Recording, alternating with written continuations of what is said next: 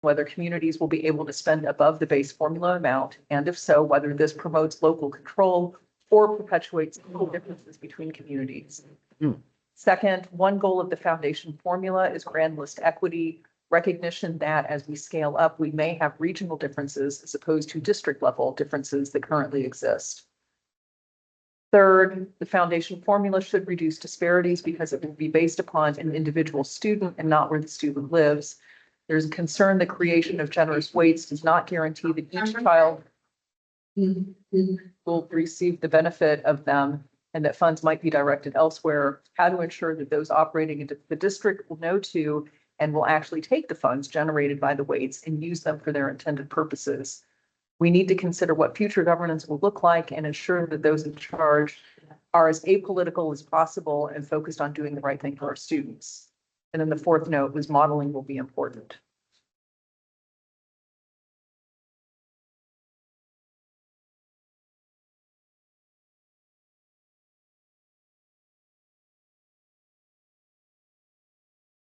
I was not at the last meeting. Have we talked about how we're going to collect the data? Probably our bigger challenge. Right. Yeah, particularly on a short timeline. Yes. And demographic data should be out there, I would hope. Hopefully it's not localized and just on a sort of SU by SU basis, but that the state has it as well. There's always the regular, what happened with Act 46, but it's so hard to measure because we don't have a study. We don't have anything that shows, if not this, what would have happened. But we've got lots of anecdotes.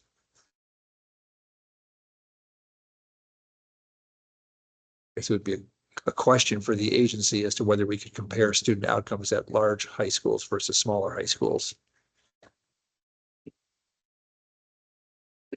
Is it possible to, back on the Act 46, would it be possible to project where things would have been but for Act 46? I mean, like, were there data points prior to Act 46 that you could kind of build out to the future to say, I mean, who knows, but that's a realistic probability and compare that to where we are?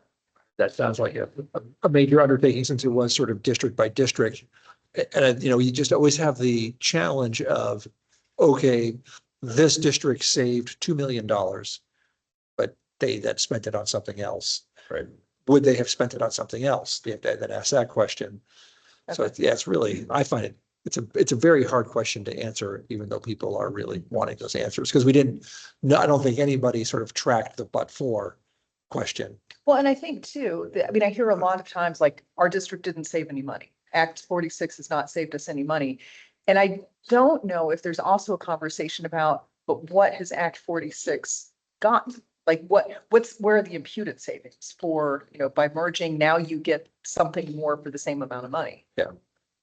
Well, and you had COVID in the middle of all that, Right. which really added a complicating layer to it with spending and needs. Yeah. Yeah. But also I would say added to the benefit of those districts that did merge Yes. in the ability of staffing to be moved where it needed to be moved the most, where you couldn't do that in a SU model. But again, Yes. hard to quantify. Right. I'm thinking about two things. First, related to that line of conversation is the benefits, financial or otherwise, to consolidation depend a lot on the culture and climate that the district entered consolidation in. I was part of one district similar to Mike that was a voluntary merger, merged early to take advantage of the incentives, and was already operating largely merged. That's CVSD. And so it was a governance change. It was, and gained some pretty important things. There were some, at the big district, there were a couple $100,000 worth of savings, probably not enormous amounts of money. I also spent time in a district that was one of the forced mergers. And so that district created articles of agreement or amended the forced articles of agreement with the goal of preserving as much function, as much pre-consolidation function as possible. So if that's the approach, then of course that district didn't necessarily save a lot of money. And I think that that distinction gets lost in the questions that we hear from the public, which is, or sorry, the statements that we hear. Act 46 didn't save money. Act 46 didn't do what it was supposed to, so therefore you shouldn't do any redistricting. I think there's more to it than that. So that's one point. And the second point is more related to, and I'm obviously I've sat with the steering committee. I know why we organize the conversation this way, but this is a lot of the conversation we had way back when the finance subcommittee first started its work, where we're developing a laundry list of information that we want to gather. And also acknowledging that this current entity that holds this is the agency. I think we've got criticism by limiting ourselves to that data, and yet that's the only place that exists. And then there's just these are really good and important questions. And can we get that information fast enough for the legislature? What I do think is useful is that we be able to communicate to the legislature that this data would be important as part of the transition, which, I mean, now I'm sharing my own opinion, not commission opinion, but that's why the slower and more thoughtful approach to this is prudent, because what we're doing is saying you should be careful of the assumptions you're making about what will gain from redistricting if you don't have this. So to me, part of this exercise is less us getting this data and reviewing it, because I don't think we're going to end up with the bandwidth and the time, but more to be able to say, hey, you know, House and Senate, here's what you would need. And maybe that causes us to tweak these a little bit. I don't know. I'm belaboring the point, but I think the most we can do right now as a commission might be to say, there are a lot of assumptions baked into these changes that you will realize X, Y, and Z, but will you, and have you considered them? Well, the point I made earlier is the one that greatly concerns me and a number of other superintendents. And I can just speak again from my own school district, which had 2 collective bargaining agreements. And we just went through the whole process of another negotiations and moved pretty much to equity now after 8 years. And that's an important projection. The current model I saw with the agency's numbers is they use teacher salary averaging. So we saw this too with the whole move with healthcare, and we want to make sure that if there are savings, that they are realized and that we've done the proper cost modeling to make sure that we don't have unintended consequences related to cost. And you don't unify salary, by the way. They might be funding conceptually, but I think what they're suggesting is that we're giving you enough money to be able to do X. That doesn't mean that they will do X unless we have a statewide teachers contract. Right. And to your point, Mike, a district, so let's say I'm a part of a district who pays their teachers at the top of Vermont. I'm either going to choose to bring my bottom up with the funding that I have, which is not enough to do that. And in order to keep my teachers where they are, this is what's going to happen. Because the reality is you're never going to get an association to agree to cut. No. So at most, it would be a whole. Everybody else, and I don't even think that would fly. So what that district will then be forced to do is have fewer teachers to be able to hold, unless we do a large scale teachers renegotiation. So I think, Mike, that's one really prescient thing for people to consider. When someone says this plan is great because we can pay teachers more, what they really mean is we're funding the potential to pay teachers more, or that district could choose to do something totally different with that money. And I think that's part of which includes changes in school size and class size and all the other areas. And that in my opinion, is not being discussed to the clarity that's important for the public to understand.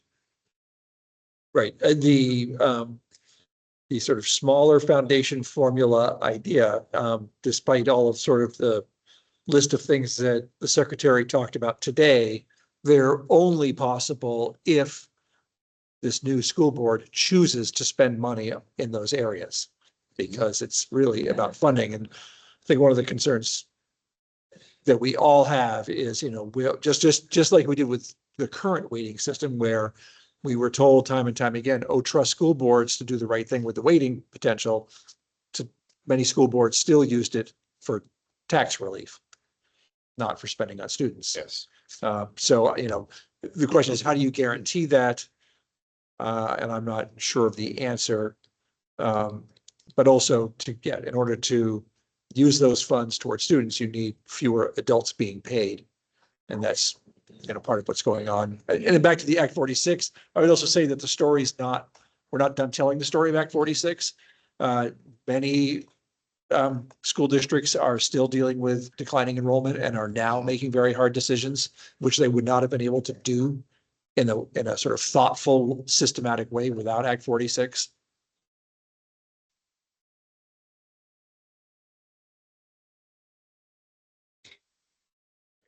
Yeah, I totally agree. That example that you just gave, Peter, is an example of why governance, which is also about decision making, is relevant, because the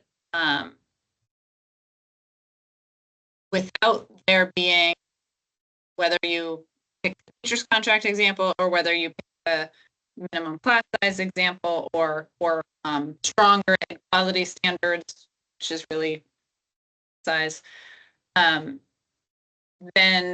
those are other reasons why 46 didn't realize the goals at the time, is because it didn't really change, still left decision making to local decisions. So again, I feel like I'm repeating myself, but that's the thing to elevate, is that if you have a plan, and I'll speak specifically to my concerns about the Senate plan, that just says someone's going to tell you what your new district is, and someone's going to give you a different amount of money. Like, largely, that's what that plan is. I know that that's a generalized statement. That will allow, depending on who draws those lines, which is what makes that very important in my mind, because if they draw lines to preserve something that is important to that person or that whatever stakeholder, then it is going to preserve that one thing at the expense of quality. So that might preserve tuitioning at the expense of quality in the public schools. It might preserve the existence of a very small school, which will then draw more of those funds away from paying teachers more. You could pit any number of things, but it doesn't address the governance and decision-making piece, which to me is part of what the commission highlighted. So I don't know, short of giving like 15 examples of why it's important, that's what feels missing in this discussion. So if we were to sort of take what you just said and kind of zero it in toward what we need to be thinking about is to what extent should a new governance structure be given guidelines as to what they should be doing, or frankly, requirements as to what they should be doing. And also, again, one thing we'll have to think about is in the legislature, based on recommendations, how large a school board should there be for a new larger district? And how do we, as we put in our notes last time, how do we keep it as apolitical as possible?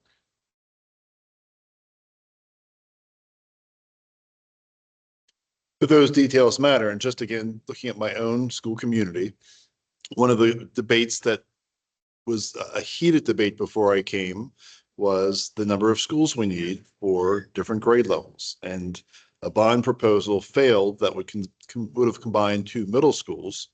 And that's another consideration, because if you are, again, it's a debate that is still part of everyone in my community, that if you keep all those buildings open, then you are choosing that piece over some other pieces that may be priorities in the governance. So they are all really challenging discussions across the state, but again, just from my own experience, something that needs to be well defined, or else there will be unanticipated consequences with the quick change to a larger governance structure.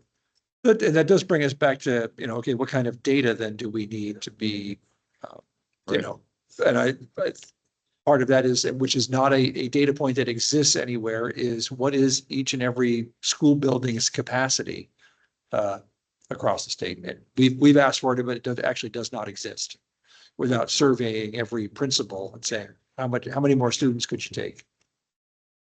That makes me think of two things. Mike, this is a question, and it's, if you don't answer it, but what would that size of that new middle school have been?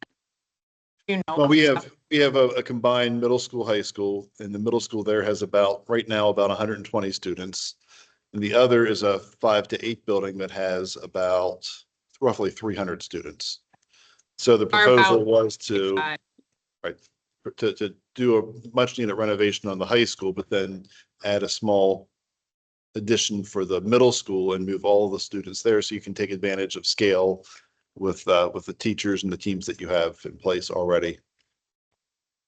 And the reason I asked that question is because that's part of why class size and school size was part of the conversation on the side, because it gave you a floor, if you will, so that that's kind of what you're saying, like where if we're going to give decision making to this different entity, it has to come with parameters, and the parameters were school size and class size, and there was a lot written in there with exceptions, and so it wasn't a very hard line, but again, I feel like it's just how many examples could we provide to them to help understand why these things can't be. The other thing, small grain size, and probably not super helpful, but when we were looking at consolidation, one place that you could get a very gross estimate of school capacity is the school safety. I believe that's where we pulled it. There is a report just on number of classrooms per building, and there is a school safety definition of the number of students you can fit in each classroom. So we did a math exercise in our district that simply said, here's the physical capacity of each one of our buildings. So there may be a way to pull that without actually asking facilities directors to do it. The only thing is, if a room that is an art room is labeled as a classroom, then an impact. Well, and I was actually going to ask, because, how do you determine capacity? Is it based on fire code? And there's not a regulated size for classrooms. So what happens if we have a school with very small classrooms that actually can't accept it? And I suppose there are the waivers. So, if you have a classroom that can only accept, 10 to 12 students and not 15, then the school would have to apply to get a waiver. Well, and to Peter's point, there has to be some data that's pulled, but also as part of that data, there has to be decisions made, because my previous superintendency, I did a lot of school renovation work, and there's functional capacity, there's actual capacity, there's different capacities that you can use, and you have to use for the buildings you're considering a common definition. Yeah. How many students are in each classroom? What's the approximate size of the classroom? What are the roles of ancillary services, special education? How do you calculate those numbers? So it's a pretty complex formula, and I would propose that it would really need to be state driven in some way, shape, or form in order to get to that point. Otherwise, you're going with the interpretation of me as a superintendent versus another superintendent. I mean, one easy way to get to the data, even though this is not a measure of a school's capacity in an evolving world, but how many students did you have 20 years ago and how many do you have today? Right. 30 or 40 years ago. Yeah. Yeah, we showed that data too, because sometimes it's actually more understandable, because that's like, Jennifer, you're right. It's a square footage number, but it is a life safety. So it does account for if your classrooms are small, because it's a kid per square foot number. But can you keep all of those kids safe in and out of the building. It's not is that the right number for good instruction? And have those standards changed in the intervening 20 years? They have. So like if you're comparing how many students did you have 20 years ago, maybe things have changed where we want more space per kid. So that wouldn't necessarily be a good comparison. And I pointed out special education because those ancillary services have changed in our use of space. A lot of our buildings in Vermont were built in the 60s and earlier, and they were not built with those spaces in mind. So schools have converted, closets, small classrooms and made some adjustments, but that's an important calculation in that. But I agree there probably would be some easy ways to get at an approximate understanding of capacity. Even if it's a question of, okay, how many students are in each classroom? How many more students could that classroom accommodate? Right. At each school? Yeah.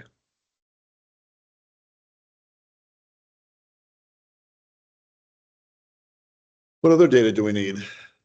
So you guys have the, About 15 minutes. We also need to talk about the further question. and I realize, Ken, you can't even see the document. It didn't get posted. I wonder. I share my, want to come sit here? Well, yeah. I just feel badly because like you're listening. Oh, could you just do a screen share? See if you have rights to do that. I have the document right here Do as you? well. Yeah. Peter knows this is never one of my strong points, sharing my screen. We are doing step. Okay. You're saying that.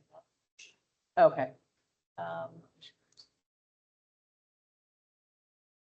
Okay, let me do that. There we go. It's coming up. Perfect. Okay. Although, do you want to come sit here? Mhm. Like, do you want to come sit here? Because I realize that you can't. I can share it with Ken. I've got it on my screen. I'm okay with this listening. For a change. So I'm thinking I'm going to keep what we wrote down at our last meeting. And I think to that, I will add what we're talking about today, and maybe I'll just differentiate it by different font color Sounds or great. italics or something like that.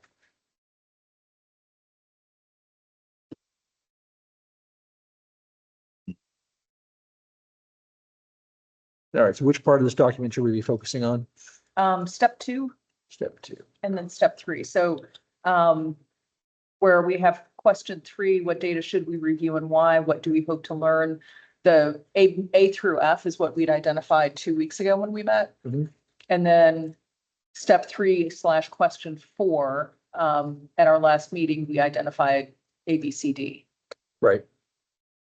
So I think because we are continuing to talk about those, what I'd like to do is just add to that based on what we talked about today. Okay. That makes sense.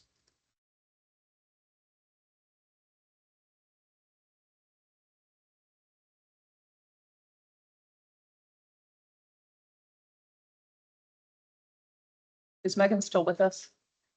She is.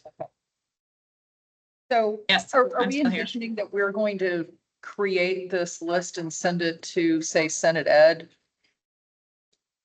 No, I think the important piece for me is captured here. I can see other groups are doing the same farther down, because I think it's 2 levels. I think in the short-term updates that we provide, that when I summarize our earlier conversations as a full group, I will supplement that with things in each committee section of this. So I'll do that as part of my summary to folks for the quick one. I also kind of envision when the commission gets to the end of all of these questions, that's the work plan concept, which is what's loosely designed to end right around the end of the session, that we may contemplate generating an interim report. I use that term loosely, but that we would have a summary version of this that goes off. That's sort of what has been on my mind since hearing the steering group talk about it. I don't think we've officially decided. To me, it's pieces. I do use some of this in the week-to-week updates, and then I think it's worth the commission contemplating using it. It is a raw document, and I don't anticipate it going out like this. So I think Okay. however you capture is going to be fine. Okay.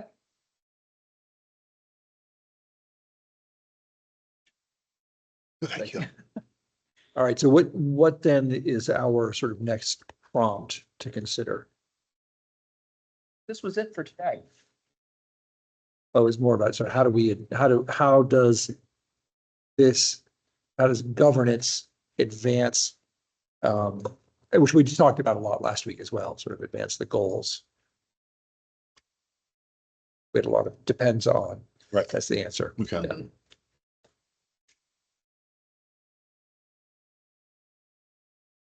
So should I we spend- wonder if it's a version, sorry, I think I might have interrupted someone. I wonder if it's a version of that question 4, which is, the question is about how does reducing districts and shifting seek to enhance services? And we've got some bullets under there. And what we would be adding to that by way of summary is kind of if we want this policy change to enhance services or reduce disparities, here's some information we have. Some of actually what you have here is already framed. But I'm just thinking about getting at,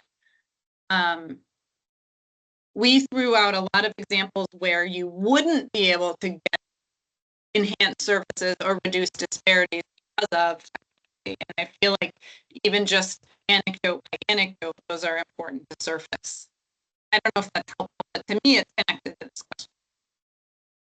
Well, and probably crucial to this is, and again, we're in governance, but how do we assure that whatever governing body exists is using their enhanced dollars or the dollars toward those students? You know, how do we create guardrails? I think that Act 127 had very mixed results, where some districts did and were prepared to do that, and others that simply took the tax benefit in order to get their budget passed. Because, you know, we are potentially, you know, this is the equivalent of providing block grants for services, but without any accountability that a block grant might come with.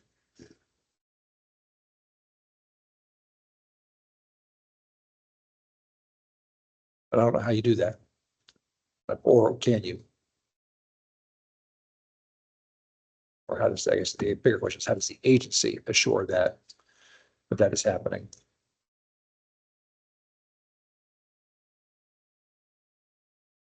Yeah, right. What's the measuring and monitoring of that Of goal? the effectiveness of the money being spent. Well, but wouldn't it, I mean, theoretically, if we're giving money to districts, you know, based on pupil weights. So let's say you've got a kid who's like an English language learner. So let's say the district takes that money, doesn't spend it on a kid, spends it on something else. Wouldn't it sort of show up on the back end where the kid is not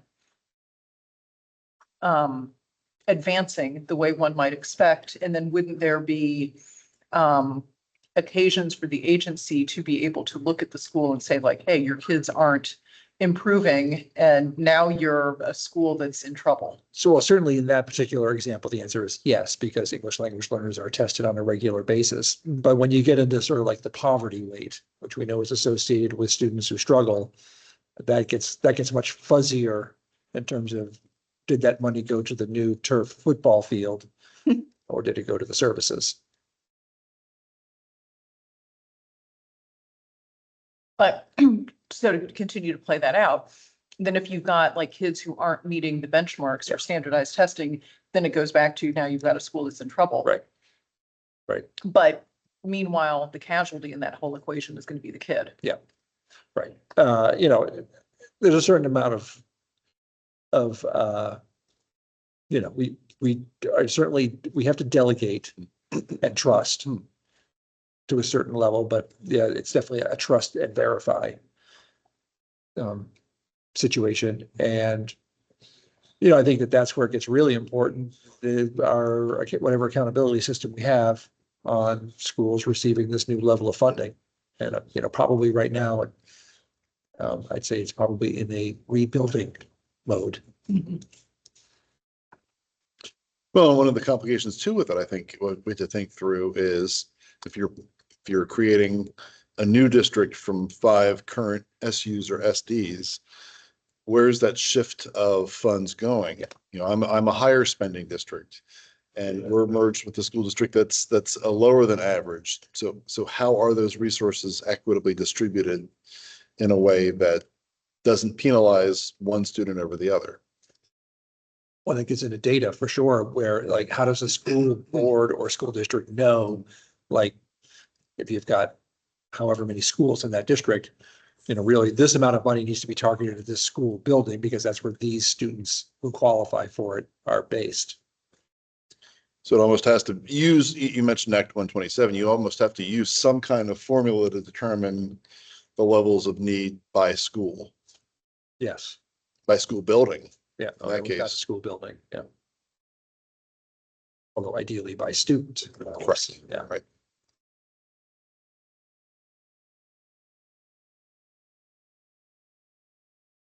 And what is what's the capacity for everybody to have that data? Mhm.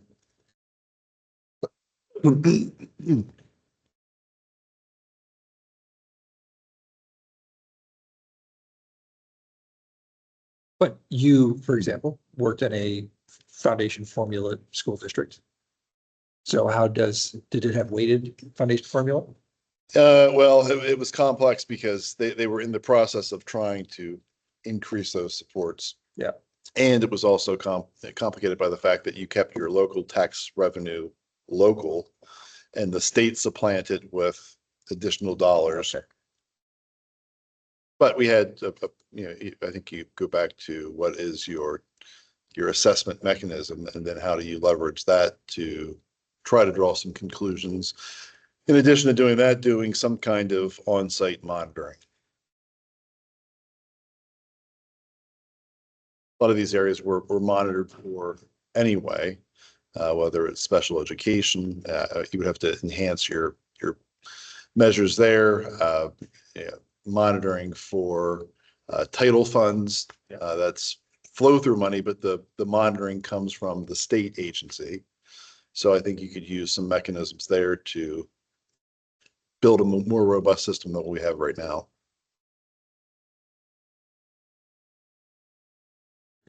And Meg, do you have any thoughts on that one?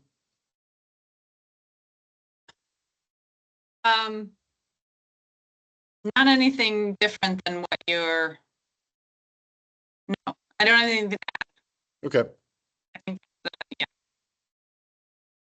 mean, it does go to the importance of having very high quality leadership. It does. Really, that's where the decision making is going to be made. If the school board's generally going to go along with it, it's really going to require high level governance. yeah, and I guess hearing you say that, Peter, what I would add to it is what happens. It's still to me why there needs to be, and for me, the construct right now is right quality standards, but for the events when leadership is proposing something and still a board has a different thought. So it's both, I guess what I'm saying, and potentially the fail safe of being able to say, and here's the quality standard we're trying to achieve. Yeah, I mean, it does seem like this is all going to require something a little more than what we have, not a little more, a lot more than what we have today. We have quality standards, which are goals. We don't necessarily have, sort of down at the granular level enough to like, and here's how you are going to achieve those goals.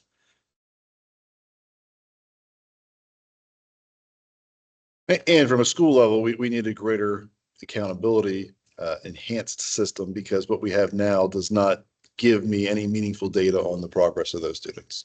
We have high level information, but it does not show me growth data. It does not show me other means that help me make a determination of whether my economically disadvantaged students are progressing or my EL students are progressing. So that tool needs to be enhanced by the agency, and that's the state level governance. Does that data exist?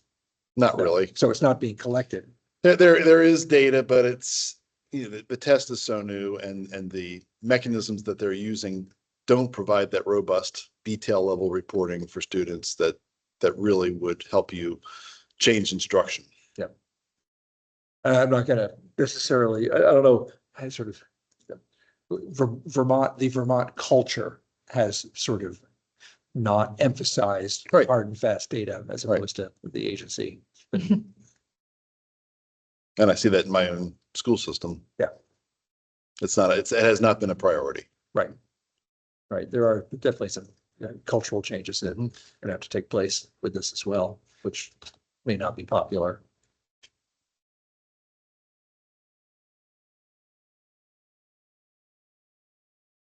Well, we have about, looks like 5 minutes until we regroup. Did you say 3:35, Megan? Yeah, that's right. So probably thinking about what we're sharing out is probably a good idea. All right. So, well, we ahead. shared this out at our last meeting, so I think what I'm envisioning is that we can reiterate that and then add to that, and I just want to go through my notes quickly and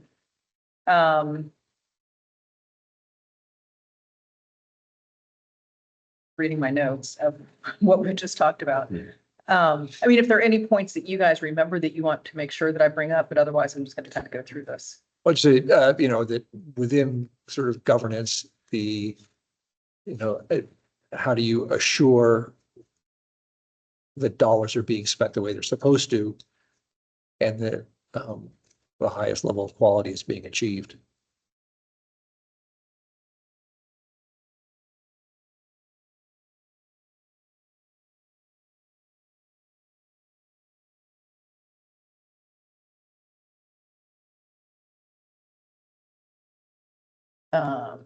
And that's how you get at making sure that these changes that we make are benefiting everybody the way they should be.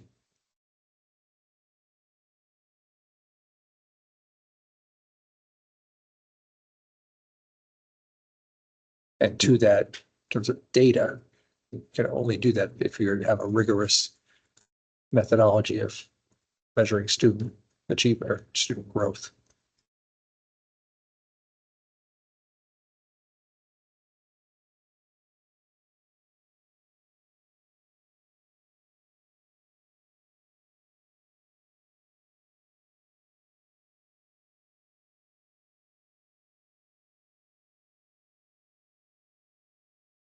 Well, and I like the idea too about sort of focusing this through the lens of how does governance advance the commission's goals? Yes.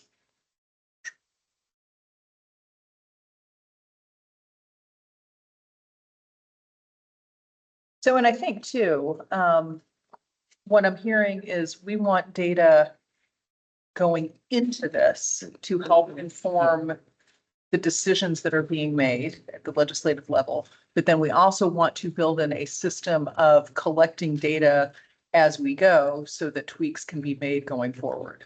Or to put it more bluntly, to make sure our money is well spent. Right. An enhanced accountability system over what we have in place now.